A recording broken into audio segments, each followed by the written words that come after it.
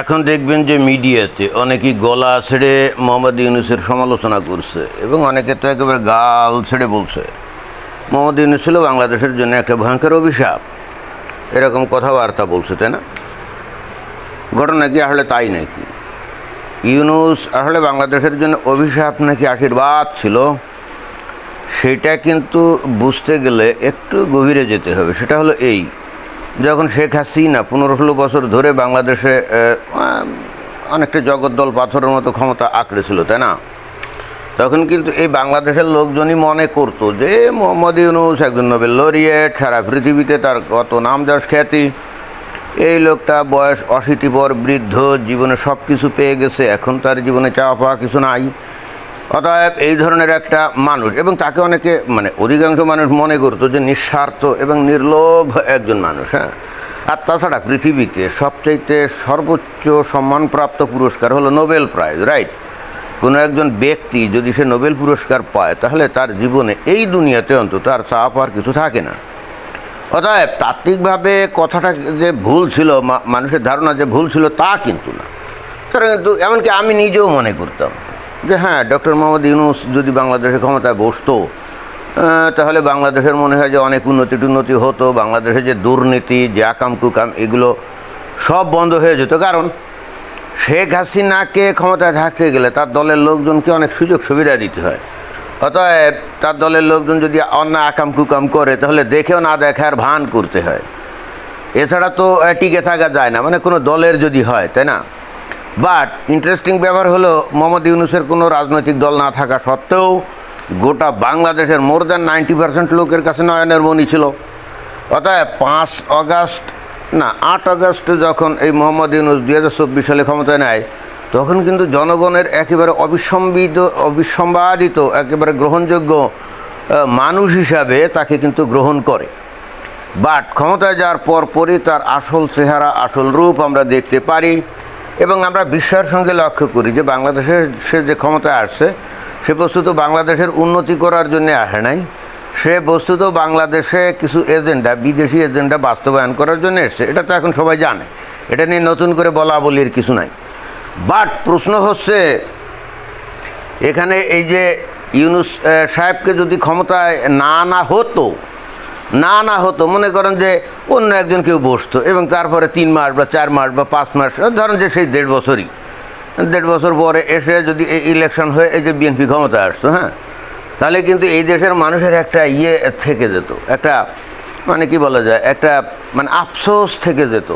হায় হায় হায়, আমরা এত মহান একজন ব্যক্তিকে পাইলাম যে বাংলাদেশকে হয়তো সিঙ্গাপুর বানিয়ে দিত। আচ্ছা, সিঙ্গাপুর না হোক, অ্যাটলিস্ট মালয়েশিয়া তো বানিয়ে দিতই, তাকে আমরা বাদ দিয়ে আমরা অন্য লোককে আমরা ক্ষমতায় বসালাম, তাই না?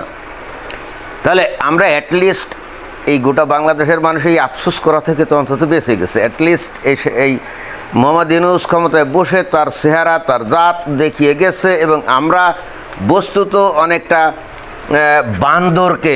বান্দরকে হিন্দুদের রীতি অনুযায়ী বলতে হয়, আমরা বান্দরকে অনেকটা শিব হিসাবে গণ্য করতাম। অন্তত মোহাম্মদ ইউনূস সেটা প্রমাণ করে গেছে না। কিন্তু এটাও আমার বলার মূল উদ্দেশ্য না। আমার মূল উদ্দেশ্য হলো যে এই যে 12 ফেব্রুয়ারি ইলেকশন যে তাড়াতাড়ি করলো, তাই না? আমরা তো জানতাম যে এই ভদ্রলোক বস্তুত ক্ষমতায় থাকতে চায় আরও দীর্ঘমেয়াদী। তার যে সাঙ্গপাঙ্গ ছিল, ওই এনসিপির নেতা, এই যে সজীব ভুঁইয়া, সে বলছে না যে ডিপ স্টেট তাদেরকে করছিল, পরামর্শ দিছিল যে 2029 সাল পর্যন্ত তারা যাতে ক্ষমতায় থাকে সেই সমর্থন তারা করবে এবং গাইডলাইন তাদেরকে দিয়ে দিছিল।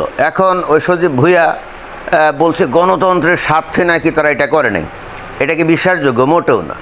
আসলে এখানে বস্তুত বিএনপি ক্ষমতায় যাওয়ার জন্য এত উন্মাদ হয়ে গেছিল যে তারা ওই মোহাম্মদ ইউনূসের সব কথাতে সায়টায় দিয়ে as soon as possible election করো, এরকম একটা পজিশনে যায়। আর ওদিকে ওই যে ডিপ স্টেটের প্ল্যান অনুযায়ী তারা ঠিকই কিন্তু ওই 29 সাল পর্যন্ত ক্ষমতায় থাকতে চাইছিল এবং তার একটা অন্যতম অনুঘটক হলো ওই যে হাদিকে হত্যা করা, তাই না? হাদিকে হত্যার মূল কারণই ছিল বস্তুত দেশে একটা হযবরল পরিস্থিতি তৈরি করা, যাতে করে ইলেকশন দিতে না হয়। এই জিনিসগুলো তো এখন আমরা জানি, কিন্তু এটাও আমার মূল আলোচ্য বিষয় না। আলোচ্য বিষয়টা হচ্ছে এই মোহাম্মদ ইউনূস আসলে বাংলাদেশের জন্য অভিশাপ ছিল না আশীর্বাদ ছিল, এইটা বুঝতে গেলে এখন একটা ঘটনা আমি বলি, তাহলে খুব ইজিলি এটা বোঝা যাবে। সেটা হলো এই, যেমন ধরেন যে ইউনূসের আমলে বাংলাদেশকে প্রচণ্ড রকমভাবে ভারত বিরোধী করা হলো এবং পাকিস্তানের সাথে একেবারে খাই খাতির করা হলো, তাই না? খুব একটা খাই খাতির করা হলো। মনে হলো মোহাম্মদ ইউনূস আর পাকিস্তানের প্রধানমন্ত্রী শেহবাজ শরীফ একেবারে জানি দোস্ত, এবং এমনও মনে হচ্ছিল যে মনে হয় যে মোহাম্মদ ইউনূস যে কোনো মোমেন্টে ডিক্লেয়ার করতে পারে Bangladesh is no more, Bangladesh it's again is Pakistan, united Pakistan, এরকম। অর্থাৎ বাংলাদেশের আর কোনো অস্তিত্ব নেই, হয়তো পূর্ব পাকিস্তান হয়ে যাচ্ছে। এবং ইন্টারেস্টিংলি বাংলাদেশের একটা বেশ বড় জনগণ কিন্তু সেইটাও মেনে নিত। এখন চিন্তা করেন যে ইউনূস সাহেব যদি এখনও ক্ষমতায় থাকতো আর ভারত বিরোধিতা এরকম ভয়ঙ্কর রকমভাবে বজায় থাকতো, তাহলে বাংলাদেশের কি পরিস্থিতিটা হতো? এই যে এখন এই ইরান, আমেরিকা, ইসরায়েল, এই যে যুদ্ধ, তাই না?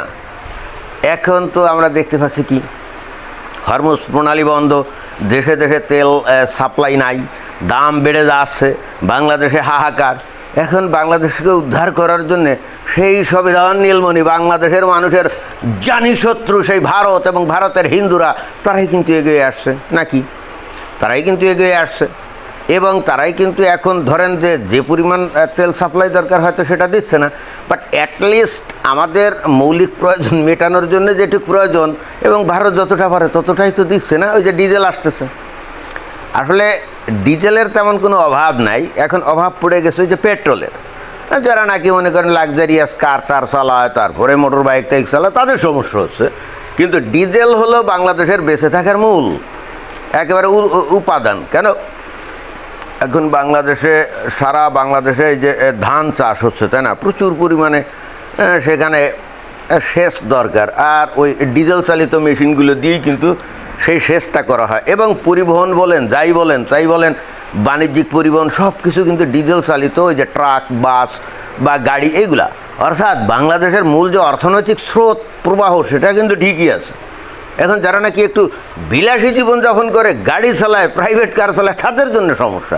বাট বাংলাদেশের মূল সমস্যা কিন্তু খুব একটা প্রকট হচ্ছে না, কারণ ভারত থেকে ডিজেল আসছে, তাই না?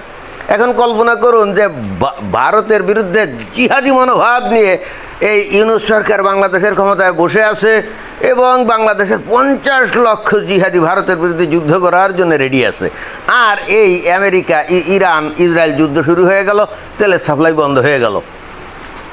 ওই মতো অবস্থায় ভারত কি বাংলাদেশকে তেল দিত? আপনাদের কি মনে হয়? এরকম একটা পরিস্থিতিতে ভারত কি বাংলাদেশকে তেল দিত? আমার মনে হয় না। তাহলে বাংলাদেশের কি পরিস্থিতি হতো? আর তখন এই বাংলাদেশ আর পাকিস্তান যে এত দোস্তালি, বাংলাদেশের সাথে তুরস্কের যে এত দোস্তালি, এর ফলাফল কী হতো? বাংলাদেশের রীতিমতো দুর্ভিক্ষ হয়ে যেত, তাই না? আমি অতীতে অনেক ভিডিওতে বলছি যে ভারত চাইলে বাংলাদেশের দুর্ভিক্ষ ঘটাতে পারে এবং কোনো রকম একটা গুলি না চালিয়ে, এবং পৃথিবীর কোনো দেশ বাংলাদেশকে তখন রক্ষা করার জন্য এগোয়েও আসবে না। দূর থেকে হয়তো 2-4টা পানি টানি দিতে পারে ওই পর্যন্ত, বাট কেউ কিন্তু বাংলাদেশকে রক্ষা করার জন্য এগিয়ে আসবে না। কথাগুলো কী কারণে বলছি? বাংলাদেশের মানুষ আমরা নিজেরাই নিজেদের জন্য অভিশাপ, এই ডক্টর মোহাম্মদ ইউনূস না। কারণ বাংলাদেশের মানুষ আমরা খামোখাই অথবা ধর্মীয় কারণে, আমি যদি বলি খামোখা, আর সেটা ঠিক না, ধর্মীয় কারণে ভারতকে ঘৃণা করে, ভারতের হিন্দুদেরকে ঘৃণা করে, ওরা মুশরিক, ওরা হিন্দু, তাই অর্থাৎ অ্যাট এনি কস্ট তাদেরকে ঘৃণা করতেই হবে। ভারত আমাদেরকে যত সাহায্য সহযোগিতা করুক না কেন, আমরা তাদের জন্য কৃতজ্ঞ না। কারণ মুসলমান হলো শ্রেষ্ঠ জীব, এই ভারতের হিন্দুরা হলো মুশরিক, সৃষ্টির নিকৃষ্ট প্রাণী, রাইট? নিকৃষ্ট প্রাণী উৎকৃষ্ট প্রাণীকে সেবা করবে। অর্থাৎ বাংলাদেশের মানুষ মনে করে বাংলাদেশে কোনো সমস্যা হলে ভারত নিজ উদ্যোগে বাংলাদেশকে সেবা করবে এবং করে কৃতার্থ হবে। এর জন্য এবার বাংলাদেশ তাদের কাছে কৃতজ্ঞ থাকবে কেন? বাংলাদেশের মানুষের মাইন্ডসেটগুলো কিন্তু এরকম। দ্যাট মিনস বাংলাদেশের পাবলিক নিজেরাই নিজেদের একটা বিশাল অভিশাপ, এদের মাইন্ডসেট যা হয়ে গেছে, এরা নিজেদেরকেই নিজেদের জন্য অভিশাপগ্রস্ত করে ফেলছে। কিন্তু এই চেতনা তাদের মধ্যে কাজ করে না। আজকে ডক্টর মোহাম্মদ ইউনূস যদি ক্ষমতায় থাকতো আর ভারতের সাথে যে এই কঠিন বৈরিতাপূর্ণ সম্পর্ক যদি বজায় থাকতো আর এই যুদ্ধর কারণে যদি তেলের প্রবাহ বন্ধ থাকতো, তাহলে জাস্ট তেলের প্রবাহ এই ভারত থেকে যেটা আসে এটা বন্ধ করে দিলে বাংলাদেশে কিন্তু ফসল ফলতো না, বাংলাদেশে ভয়াবহ শস্যহানি ঘটতো এবং তার ফলে বাংলাদেশে ভয়ঙ্কর দুর্ভিক্ষ হতো। পৃথিবীর কোনো দেশ তখন বাংলাদেশে সাহায্য করার জন্য এগিয়ে আসতো না। এই রিয়ালিটিটা বাংলাদেশের মানুষ কবে বুঝবে? এই রিয়ালিটিটা বাংলাদেশের মানুষ কবে বুঝবে? এই দুনিয়াতে বেঁচে থাকতে গেলে ভাই আপনার ধর্মীয় অনুভূতি দিয়ে আপনি সব কিছু বিচার করবেন, সবার সাথে ধর্মীয় অনুভূতি দিয়ে আপনি চিন্তাভাবনা করবেন এবং সেই অনুযায়ী কাজকর্ম করবেন ভাই, তাহলে দুনিয়া থেকে আপনি নিশ্চিহ্ন হয়ে যাবেন। আপনাকে বাঁচানোর জন্য কেউ আসবে না। ইরানে এখন আমেরিকা এবং ইসরায়েলের বিমান, মিসাইল, বোমা তামা করে দিচ্ছে। Not a single country has dared to come forward to help Iran. আপনারা চোখের সামনে তো দেখতে পাচ্ছেন ইরানের আল্লাহ ইরানকে রক্ষার জন্য তো এগিয়ে আসতেছে নাকি আসতেছে? তো বাংলাদেশের মানুষ আপনারা যদি সারাক্ষণ ভারতের হিন্দুদেরকে মুশরিক জ্ঞান করে, তাদেরকে নিকৃষ্ট প্রাণী জ্ঞান করে তাদের বিরুদ্ধে আপনারা যদি হুঙ্কার ছাড়েন, দুনিয়ার মানুষ ইদার আপনাদেরকে পাগল উন্মাদ বলবে, আর যদি সেটা না হয়ে আপনি যেটা করলেন এটা যদি লিটারালি ওইটাই হয়, ভারতেরও সহ্যের সীমা আছে। কিন্তু ভারতেরও সহ্যের সীমা আছে। যখন সহ্যের সীমা অতিক্রম করবে তখন কিন্তু বাংলাদেশকে ছাড়বে না, যেমনটা নাকি পাকিস্তানকে ছাড়ে নাই। ওই যে সিন্ধুর পানি চুক্তি কি বন্ধ করে দিছে না? পানি চুক্তি বন্ধ করে দিয়ে এখন কি ওই প্রায় কত সেই 60 দশকে এটা করছিল, তো প্রায় কত 60-65 বছর আগের কাহিনী, 60-65 বছর আগের কাহিনী। এর মধ্যে ভারত পাকিস্তান বহু যুদ্ধ হয়েছে, কিন্তু সিন্ধু পানি চুক্তি ওটা কিন্তু কোনোদিন রদ করে নাই। বাট এইবার ভারত কিন্তু সেই ক্ষমতা অর্জন করছে যে তারা এখন এটাকে বন্ধ করে দিয়ে পাকিস্তানকে জব্দ করতে পারে, এবং সেটা করছে, এবং পাকিস্তান অলরেডি হাহাকার শুরু হয়ে গেছে। বাংলাদেশের মানুষদের উদ্দেশ্যে আমি বলি, পাকিস্তানের মন মানসিকতা সম্পন্ন আপনারা হয়েন না। পাকিস্তান মনে করেন যে এখনও পৃথিবীর বিভিন্ন দেশ খোদ আমেরিকার কাছে একটা গুরুত্বপূর্ণ রাষ্ট্র হিসাবে এখনও তারা তাদের অস্তিত্ব টিকিয়ে রাখতে পারে। But Bangladesh is not an important country to any other superpower or any other important country, and that's why you'll be totally annihilated from the face of the earth if you dare to challenge the Bharat, India. যদি আপনারা এটা করেন, then you will face the severe consequence. Bharat এখনও মনে করেন যে ওই বাংলাদেশ ছোট্ট একটা দেশ বলে চুপচাপ আছে, তেমন কিছু বলে না। হয়তো মানে ভারত মনে করে পিপিলিকার পাখা ওড়ে মরিবার তরে ওই পর্যন্ত হয়তো থাকে। বাট সীমা অতিক্রম করলে বাংলাদেশের অবস্থা কিন্তু অত্যন্ত ভয়াবহ। এবং এই জন্যে বলতে চাচ্ছি যে আমাদের মানে সৌভাগ্য যে ডক্টর মোহাম্মদ ইউনূস কিন্তু এখন ক্ষমতায় নাই, তাই না? 12 ফেব্রুয়ারি ইলেকশন দিয়ে সে ভেঙে গেছে বলে বাংলাদেশটা বেঁচে গেছে, একেবারে ক্লিয়ার কাট। এখন যদি মোহাম্মদ ইউনূস ক্ষমতায় থাকতো বুঝতেন কত ধানে কত চাল। ধন্যবাদ।